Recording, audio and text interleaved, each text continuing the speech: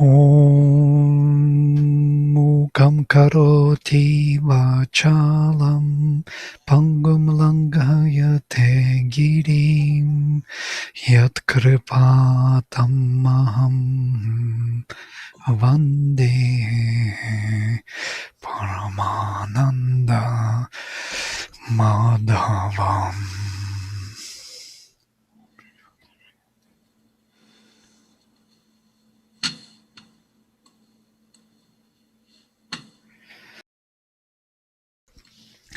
All right. If Siegfried comes, we would like to hear what he was writing about, because it was a beautiful essay. He wrote a wonderful essay, and I'm glad that he posted it, that others could read. And today is a big topic, the topic of the sacrifice. So we could go through it and try to connect all the dots and to understand deeper this vision of the sacrifice. Okay, we stopped somewhere in the 28th. Let me read 27 once more to connect to 28. Prakritih kriyamanani gunaih karmani sarvashaha ahankara vimudhatma kartaham iti manyate. All the actions, karmani, kriyamanani, are done by prakriti, by the gunas of prakriti, gunaih prakritehe, sarvashaha, in all ways. And it's quite interesting why he has to say it, that actually Prakriti does all the works. Actually, it takes a long time to really understand this statement. We may take it for granted, kind of understanding that it is so, and it is so. But there is also a reason for it saying it, because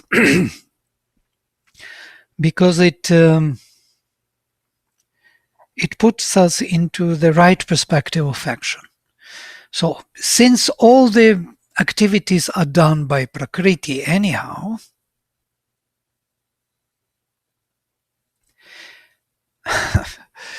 then we can do it either ignorantly, that means we would subscribe to the Prakriti's kind of domination over our spirit, or we would do it consciously. That means we would see it, how she does it, and offer all the activities by our intention, which is within us as Yajamana, to the higher spirit. So, and then there is a magic change. All her activities are not creating karmic consequences anymore, because they are what they are meant to be. They are actually representing the spirit in his dynamic truth, in his dynamic activities. So we have two choices: either to be totally bewildered, that means she will do anyhow all the activities, only we would consider ourselves to be the actors, that means she will substitute for us the sense of the doer, and we would believe in it and think that we are the doer. This is funny. Or we would really find the true doer, or true non-doer, as it were, who is beyond, and by offering all her activities to him, and thus connecting the inner and outer, aligning the inner and outer, and making the active part of him, the dynamic part of him, reflecting his static truth. Tattvavattu mahabaho gunakarma vibhaga yoho guna guneshu vartante iti matvana sajjate. It's a very famous shloka. Tattvavit tu, but the one who knows the quintessential truth, Mahabaho, or mighty armed, Guna Karma Vibhaga Yoho, who knows the true principles of the divisions of the modes and of works. Guna and karma.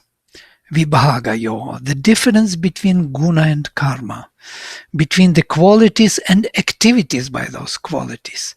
Gunaha guneshu vartante, the gunas are rotating in gunas. Iti matva, having thought so, nasajjate, he is never attached, he is never bound by prakriti anymore. We are bound by prakriti the moment we substitute our true self by the prakriti's self, the ego self, which she creates for us gladly. So we would believe that it is we who are the doer. Prakriteh guna samudhah sajjante guna karmasu. Tan akritsnavido mandan kritsnavid navichalayet. But who is bewildered, guna samudhah, who is totally bewildered by the prakriti's gunas, sajjante, those are bound, guna karmasu, in the activities of these gunas. Tan akritsnavidach, those who are not knowing the whole, they do not see how the action is taking place. Akritsnavid, the one who doesn't know the whole, integral vision. Mandan, weak ones. Kritsnavid, navichalayet, the one who knows the whole should not bewilder, should not disturb in their mental standpoint. This is how Sri Aurobindo translates it. So, those who are bewildered by the modes, not knowers of the whole, let not the knower of the whole disturb in their mental standpoint. It's also an important part, because then they will stop doing the right thing for themselves. They will stop progressing. And many times they will be more bewildered than they were before. Vladimir, may I ask a question? Yes, please. I feel like I'm going back to Prakriti and Purusha 101 here, but it's so wait a minute. Which one made who? Prakriti makes Purusha? No, Purusha nobody makes nobody. Prakriti is his dynamic force, which is actually manifesting everything what Purusha wants. It is his Shakti, it is his power. So only being in his Shakti, in his power, we forget who we are totally. And we believe that all these modalities and modes and gunas, that's what we are.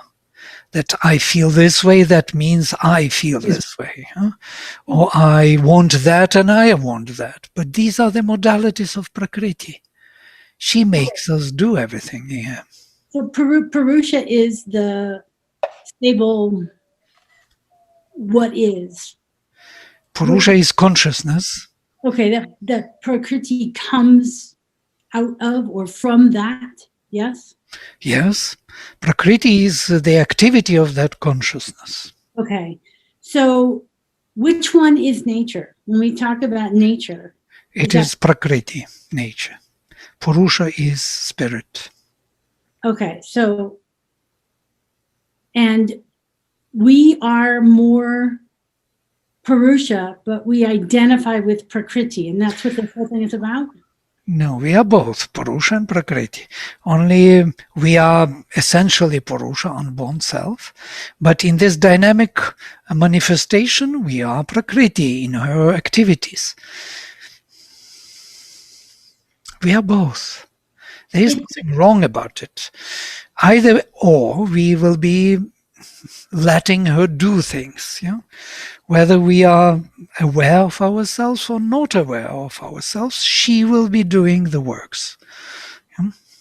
And here he says, please do not bewilder those, do not try to change the mind of those who do not know the Purusha in him and them, because it won't be better for them. They will start falling into kind of stagnation. They will try to step into this non-doing state. Yeah, because they will think, oh, Purusha is not doing anything, so let us not do anything. And that's how sannyasa came into active state of consciousness, that they stopped doing anything. And Prakriti got exhausted and they lost the grip over the material manifestation. That's what happened to India, as Sri Aurobindo describes this. That shift from that misunderstanding, deep misunderstanding of the nature of Purusha and Prakriti. So the trick about Prakriti is where my awareness is in watching the actions that take place through me, in my life, around me, and knowing who is doing the actions. This is what it's talking about when it's speaking of guna and karma. She will be the executive of this, executrix of everything what is happening here in manifestation anyhow, whether we want it or whether we are aware of it or not aware of it. She will be doing the work. The point is here, where are we in all this? Where am I in all these doings of her works? So I can be identified with her moving and thinking that it is me who wants, who is afraid, who is tired, who is this and that, and I am identified with her modalities, and then I lose myself in her modalities. Or I can make an intention that all her activities I connect to the Purusha. I offer them. I make a sacrifice. I'm arriving at the sacrifice. Where is the solution in this dynamic sense? It is the sacrifice. It's the connection of the inner and outer in every activity. And how to do it? By offering. First by offering. So whatever Prakriti does, I don't offer to my ego sense. I offer to my higher consciousness, higher poise of consciousness in me. And then slowly, not immediately, step by step, year after year, decade after decade, life after life, I will arrive at that awareness of Purusha within me, who is the master of Prakriti. Well, is the ego then that which in us gets lost in? Ego is a substitute by Prakriti for our Purusha. Ah, okay. And if I believe that I am that, I am the substitute by Prakriti, then I am totally identified with movements of Prakriti. I don't see myself. I see only her modalities. I was leading to... Yeah? Is there any difference between this Prakriti that we get governed by and the outer earth nature, like the general nature, the manifestation, like the trees, earth, sky? Or is it all part of the same Prakriti? It is a part of the same Prakriti. And there is nothing wrong about it. The only problem is whom I am identified with. Yeah? Either with her modalities, and I think that it is who I am, and that's it. Then I will be just the material for her doings, and that is fine. I will be doing things in egoistic perception of myself. It's totally fine. Or it's only not fine if I'm looking for my true self. So then, if I have a need to discover who I am truly in this world, who I truly am in this world, then then I would have to do something about it. I see a big finger in front. It's Can I? Bill. Yeah. Yes. Oh, I mean, for me, and correct me if I'm wrong. The way I'm looking at Prakriti and Purusha now is not to separate them, not to think of them as two different things, because Purusha is never not there. It's who I am. It's never not loving and supporting me. It's always loving and supporting me at every minute. It's just as soon as my mental apparatus comes in contact with all of this, it gets disturbed. It's like the waves on the ocean behind me and the currents, and then the two literally join. There's no separation. I think the way I see it is just to calm the disturbances, the kleshas, the vrittis, the thoughts, and as those calm down, Purusha, that pure state just becomes more predominant, I guess. But I can't really separate them, can I? As two different. I don't know. I'll let you handle. Sure. That's what a mother says, without him I exist not. Yeah? Prakriti doesn't exist without Purusha. But without me, he is unmanifest. Without the Prakriti, Purusha is unmanifest. They are one and the same being. The problem is not about that. The problem is about our self-awareness. So that will go on, whether we want it or not, whether we are aware of it or not. And this is the beauty of it, actually. The beauty of this creation, whether you want to be aware of the Purusha or not, you will still do the work.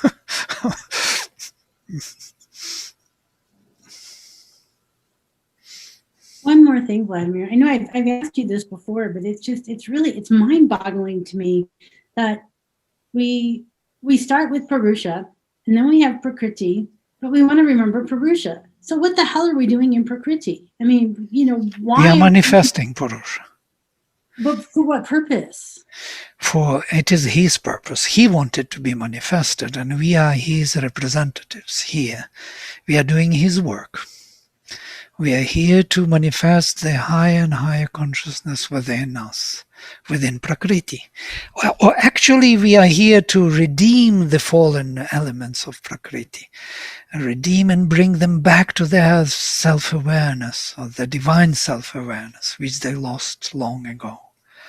Yeah. Part of the problem is seeing them as separate, because they really are one. We don't need to get into dual thinking, I believe, but it's hard to grasp that they are one. Right. As you said, Vladimir, Prakriti is the force, the dynamic force of Purusha. Right. So it's all one essence, really, but different manifestations, different forms, in a sense.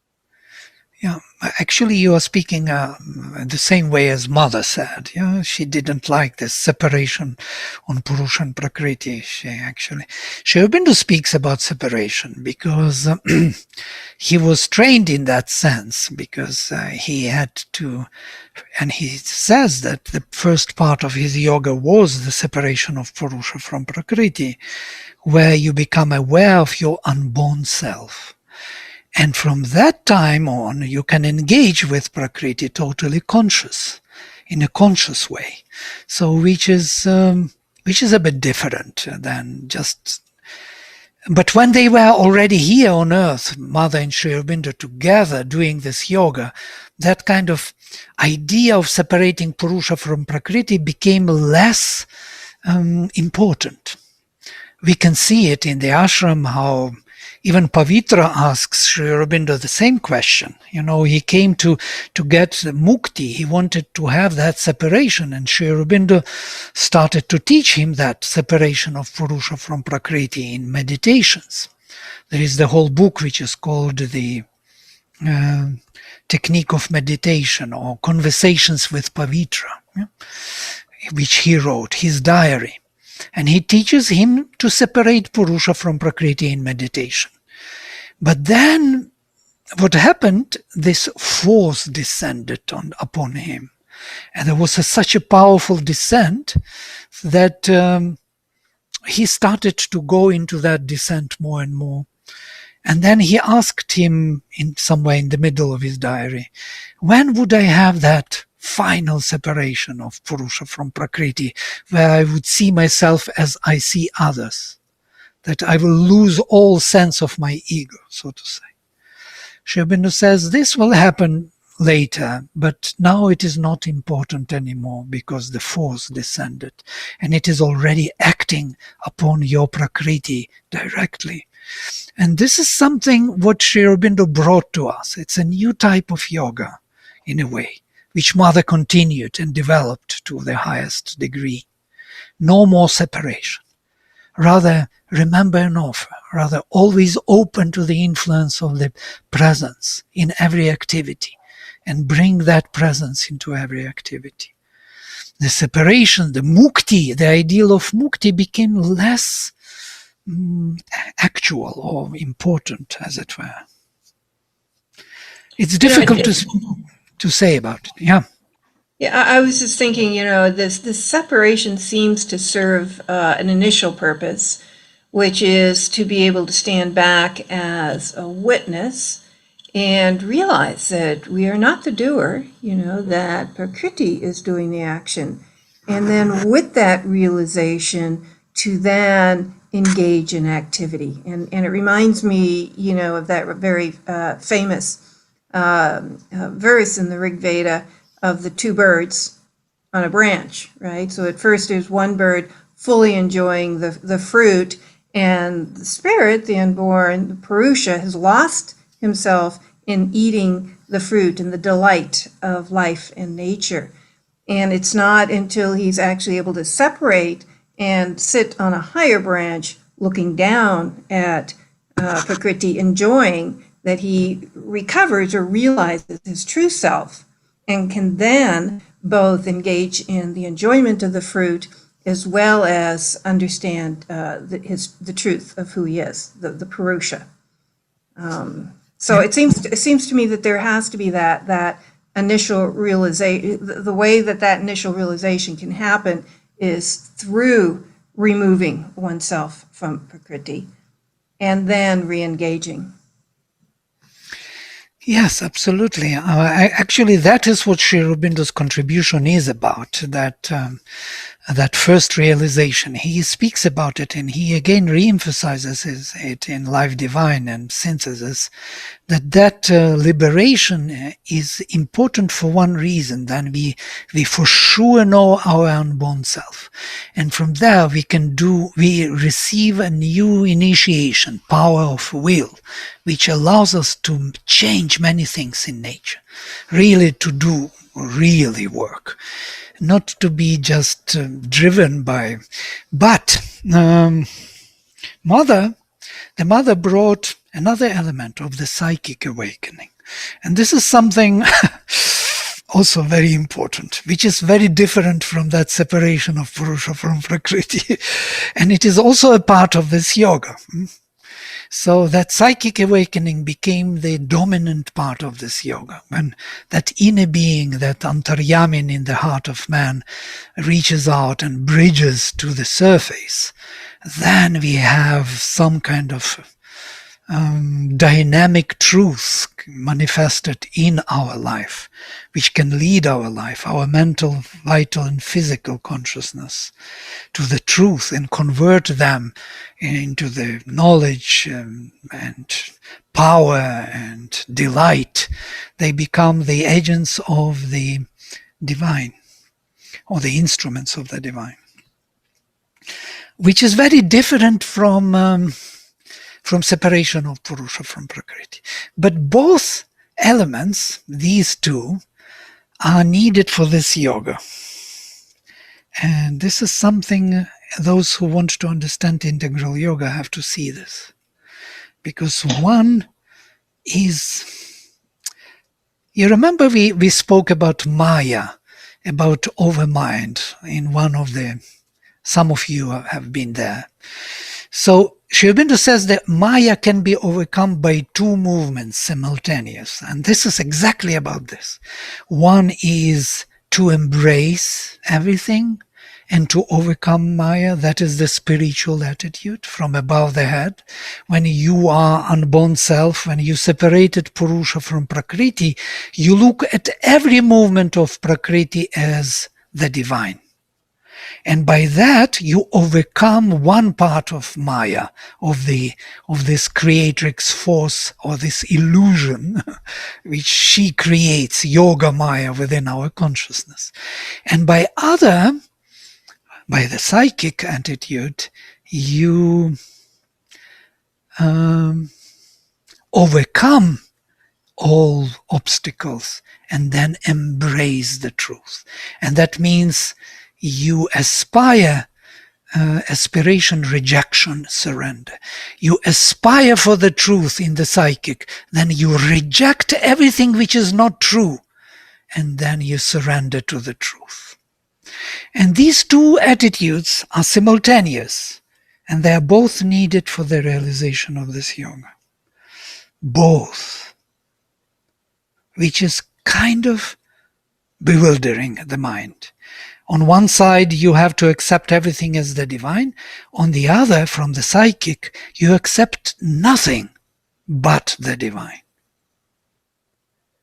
Well, if the psychic accepted everything as the divine, there would be no progress. There would be no evolution. Absolutely, absolutely. We need this. And that's why we have Sri Aurobindo and the Mother both for this yoga. Mother represents the psychic influence, rejecting everything and surrendering to the divine. And Sri Aurobindo embraces everything from above, everything as the divine. And you can see how Sri Aurobindo was tolerating every movement and how Mother was intolerant of any falsehood. And it's quite interesting to observe that from that point of view. Yes, Siegfried, you wanted to say something. Yes, hello. Hello.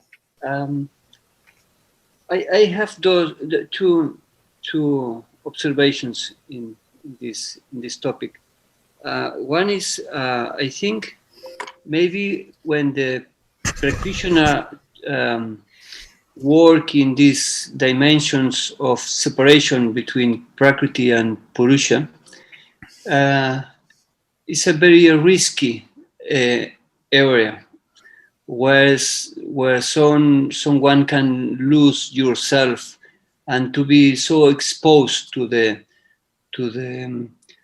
hostile forces.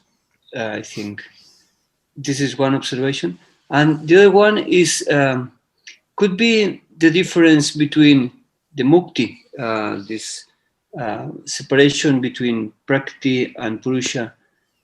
Could be this one the liberation, and could be the psychic being process of evolution, like the transformation?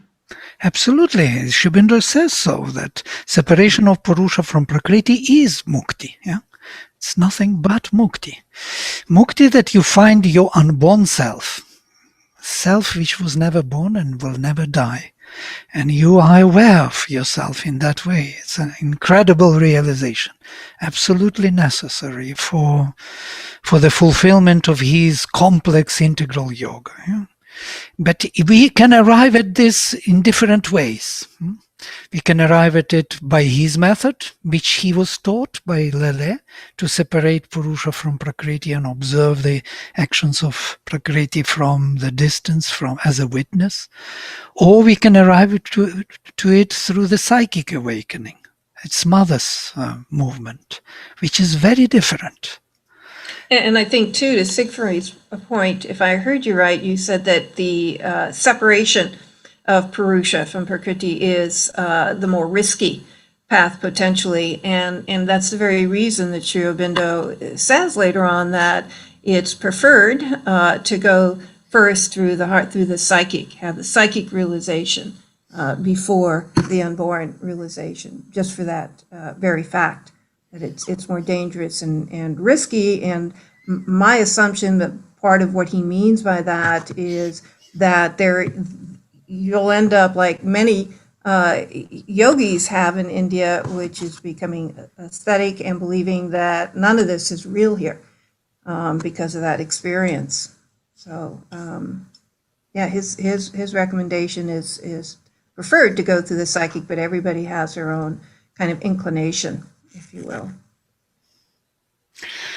By my what I understand, I didn't see that separation of Purusha from Prakriti was anywhere mentioned as risky, but I want to confirm with somebody, maybe you know about it better and you read somewhere, because maybe I didn't notice it also. It's possible.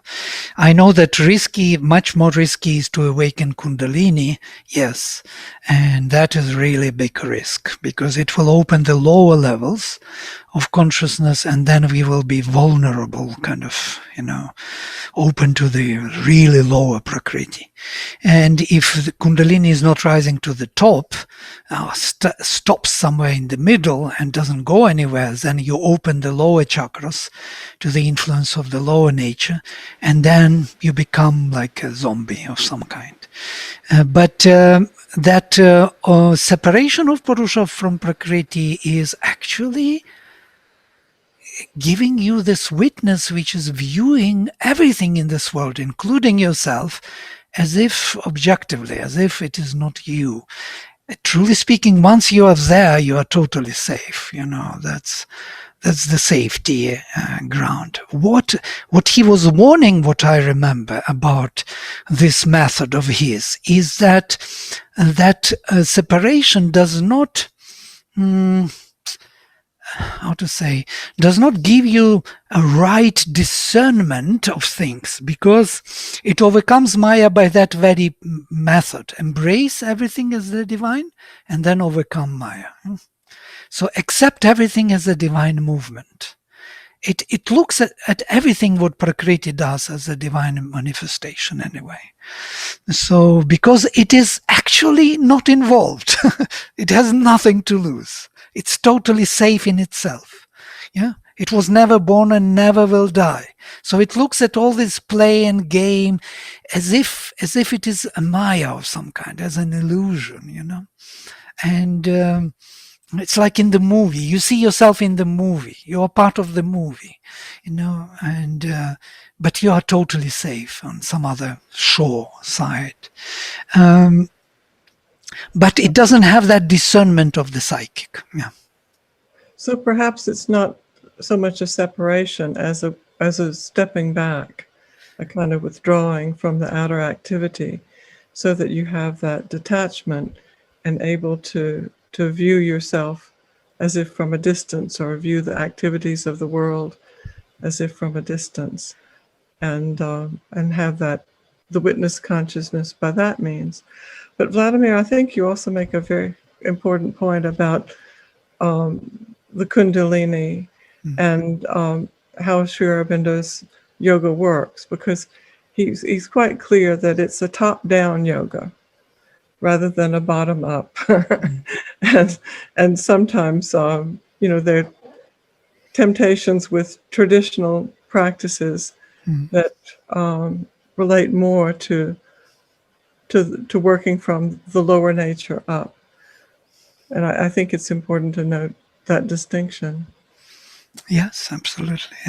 And he brings this Mahakundalini down, as he calls it. Mahakundalini can descend, not only ascend, that Kundalini from lower chakras, but descend from the higher chakras, opening first Sahasrara, then, and chakra by chakra from up and down.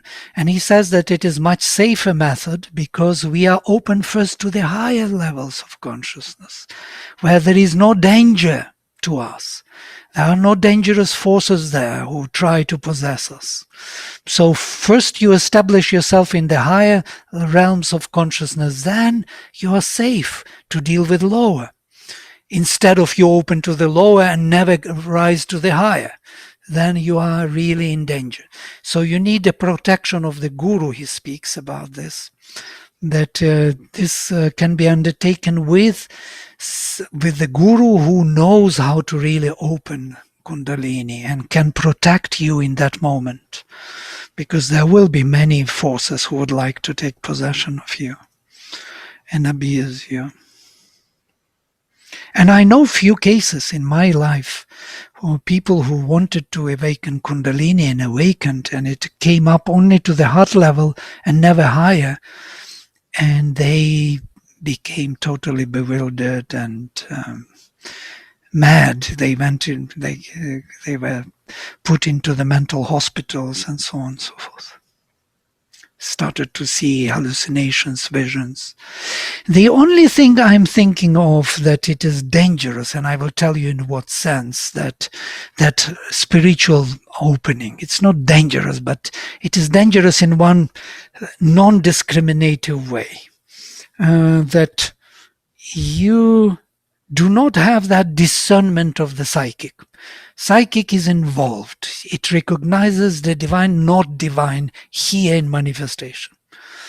In that awakening or that opening from above, the Purusha looks at everything in the equal sense. It is that pure equality. It doesn't mind whatever happens. It can be the end of the world. For that Purusha above the head, it doesn't matter. And what you said, Marta, that it is withdrawing, stepping back, it is one of those movements towards separation of Purusha from Prakriti. It is in the mind we take that poise of witness, which is Manomaya Purusha, as Sri Aurobindo describes. Yeah? It is the poise of Manomaya Purusha. But behind that Manomaya Purusha, there is that witness Purusha. Yeah? One more step. If we could step back from that stepping back one more time, most probably we would be in that poise of unborn self. Yes, Siegfried. And I want to clarify that the both concepts of liberation and transformation. And in that point of this, we are talking about of separation, Prakriti and Purusha. I understand this process is the liberation if the practitioner achieve or realize the great void, isn't it? Also, yes. Yeah, that silent Brahman, great void, what you call Shunya. This is the Static Brahman. The great void is what makes the possibilities to separate and to experience the complementary aspects of what is witnessing. Very nice.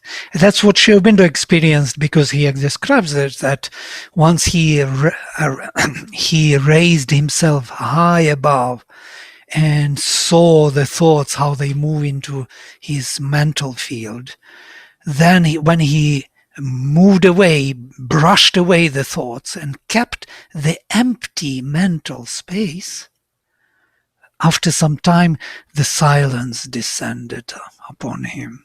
And that silence was so pervading, so fundamental, that nothing could disturb it anymore.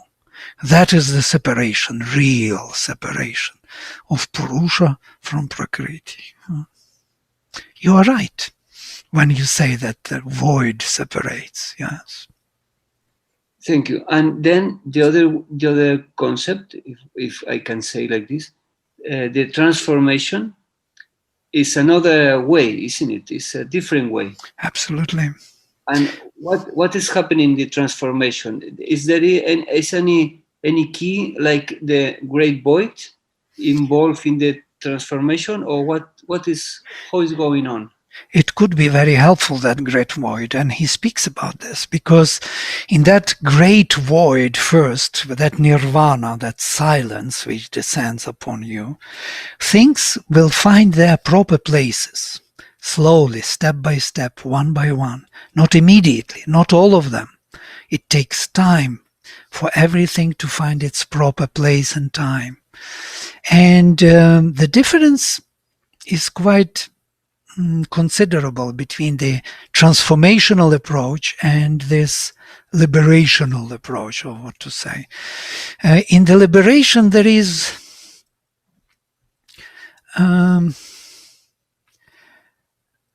no touching of the physical whatsoever. You move into the transcendental consciousness. And when Sri Aurobindo realized that, he tried to come to the matter, to touch the matter, but he couldn't. He said there is an abyss between that and this, that void, what you call abyss. So he tried to come back to matter, to material manifestation, but he never could touch it. And then when Mother arrived, he saw the link. That psychic is the link. Psychic can bring the spiritual consciousness in touch with material consciousness. It can touch the matter. It can start transforming the matter.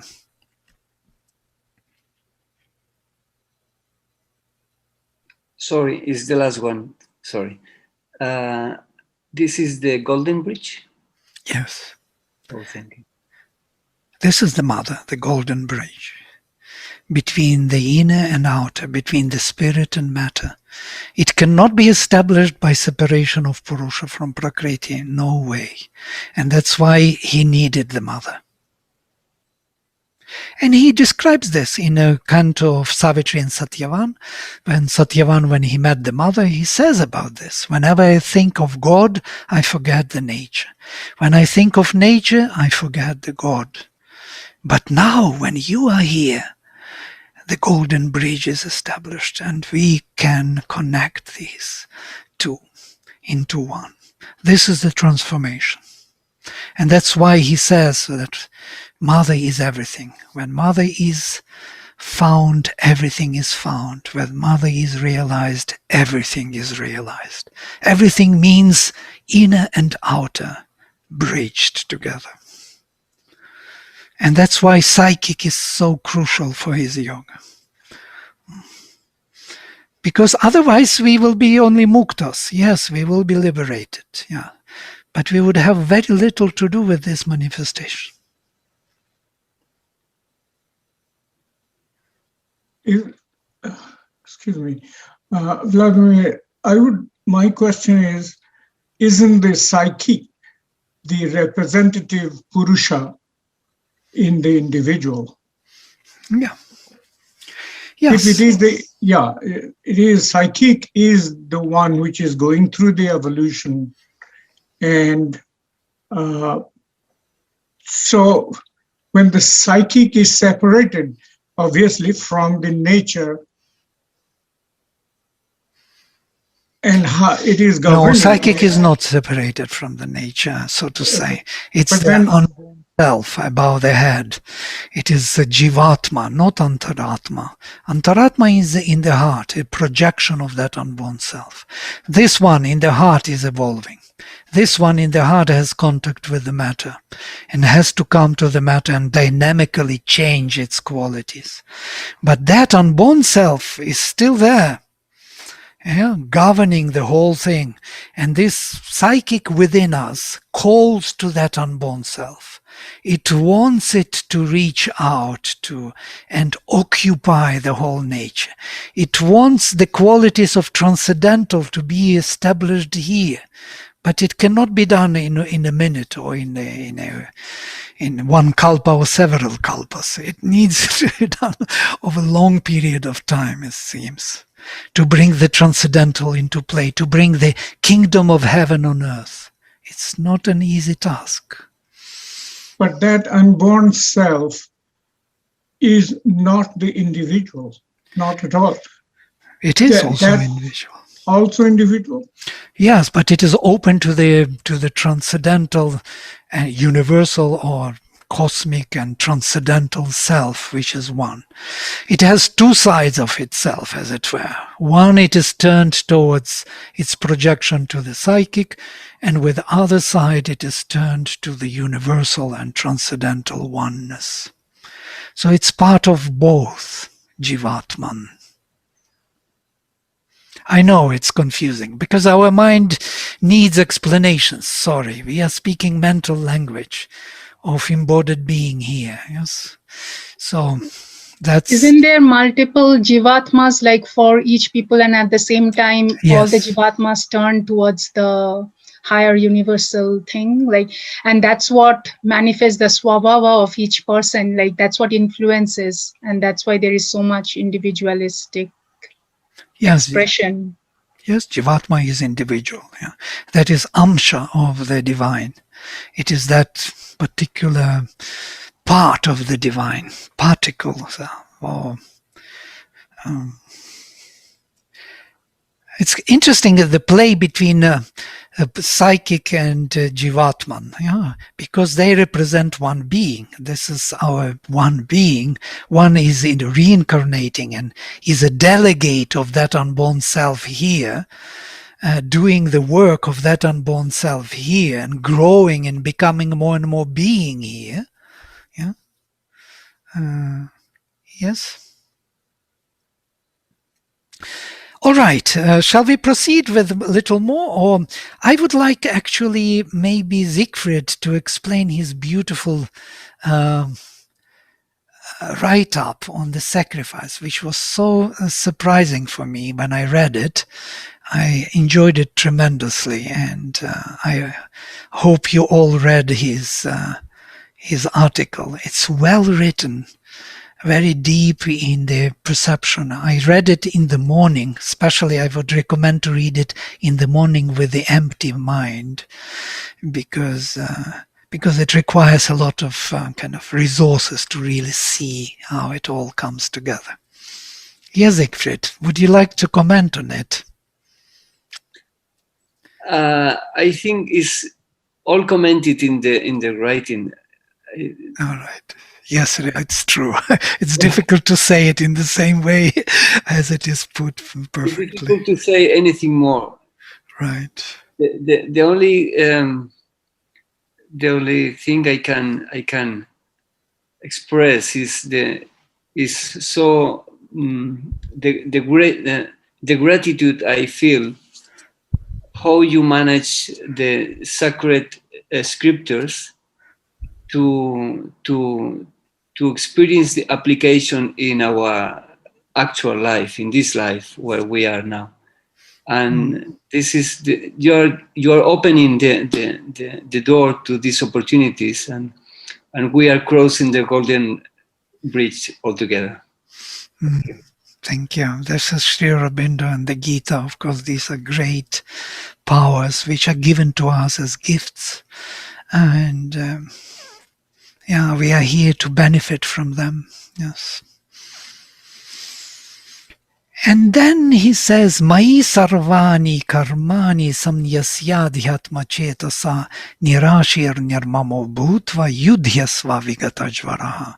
So in me you should put having put all or surrendered all the activities with the consciousness which is seeking the highest realization, adhyatmic consciousness, spiritual consciousness, nirashir, without any hope for some modality of prakriti, nirmamo, without any claim of anything what prakriti does, having become that free, yudhyasva, fight, vigatajvarach, without any fervor of thy soul, without any disturbance, without any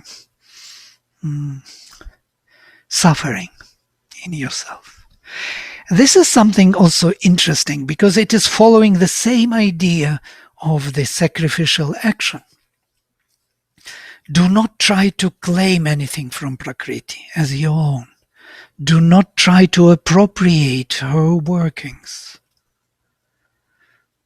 Do it, see it how she does it, and offer her activities to the Spirit, for the Spirit to become aware of himself within her actions. And that's it. That's all what we are here to do. And then go and fight. Become aware of yourself through her activities, of your true self. Ye me matam idam nityam anutishtanti manavah shraddhavantah nasuyantah muchyantetepi karmabhih ye tve tad abhyasuyantah nanutishtanti me matam sarvajnana vimudhatma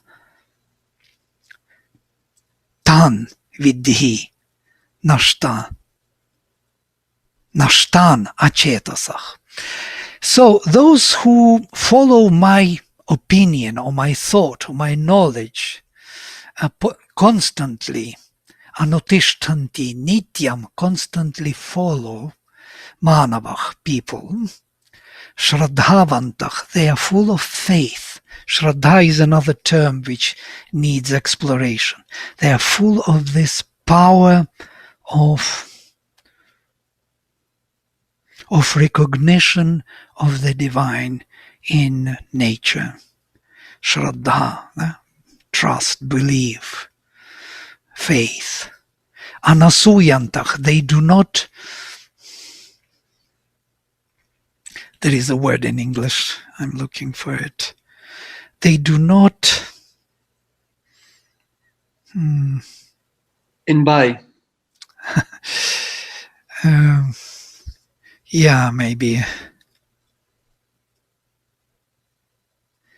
There is no such word here in the translation.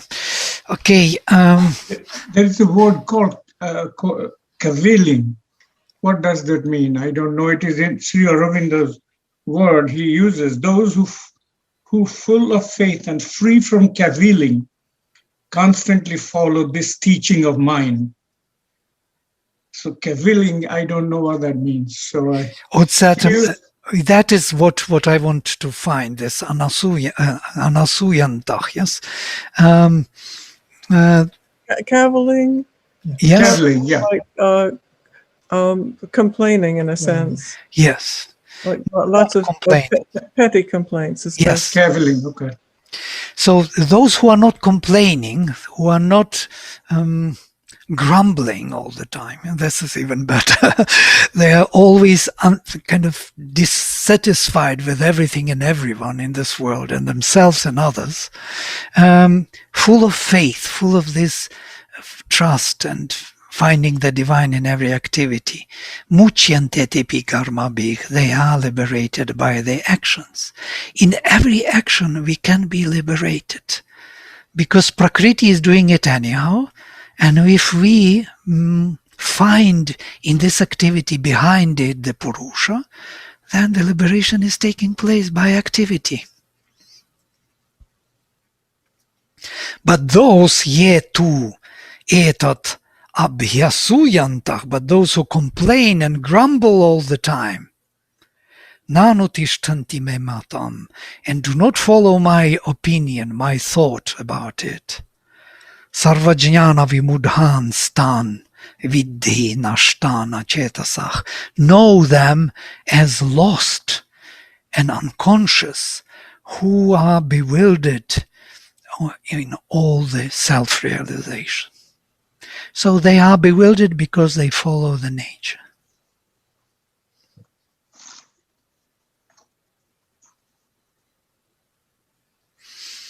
Vladimir? Yes. So going back to basics, I guess, which is where I'm at these days. I am taking, I'm taking my psychic instrument and I am soaking it in these chapters, in these discussions. And I'm bringing it into a community of grace and lineage. And that's all I can do. And eventually, it becomes beautiful. I had the Kundalini awakening, and I mean, I have tried for 20 years to scare the truth away, to prove it, and I can't. And so, hopefully more and more I keep surrendering to it. But I just wanted to say thank you very much, and hello, everybody. I'm sorry I've gone missing, and I'm very grateful for everything here. I've got a very loving feeling now, so. But I remember, I think Krishna at some point says, this is my Buddhi yoga. Mm-hmm. You know, And the that previous the, chapter, yes. and yeah, that, you know, this is my discernment's going to, you know, the psychic instruments eventually going to start to get purified, and the proof. So it's all. I continue to study. So thank you. Yeah, buddhi is the higher mind, which helps actually for us to distinguish things and to make decisions for offering or not offering, because we need a kind of one more leverage, as it were, which is not within the sense mind, because sense mind cannot really do it, because it is involved with senses.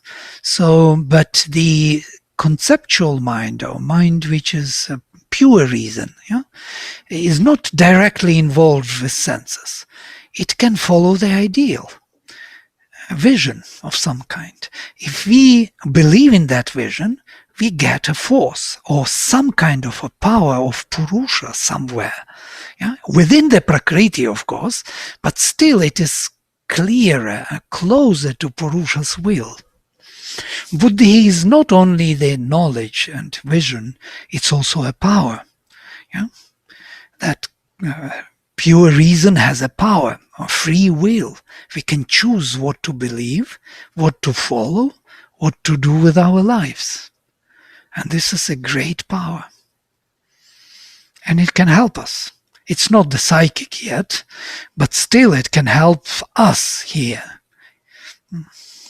You know, and in Sankhya, obviously, it's above the ego, the ahamkara, right? So buddhi allows us to rise above the ego, in effect, have control over the ego. Where for manas, operating down below, and actually an envelope from the ahamkara gets trapped by the ego often. Very nice, very nice. Thank you for this. This is great. Exactly. So the ahamkara is dominating the manas and indriyas, whereas buddhi is beyond ahamkara and can view oneself. We can view even in our mind ourselves as free from our egoistic self. We can even speak to ourselves, we can work on our ego, really.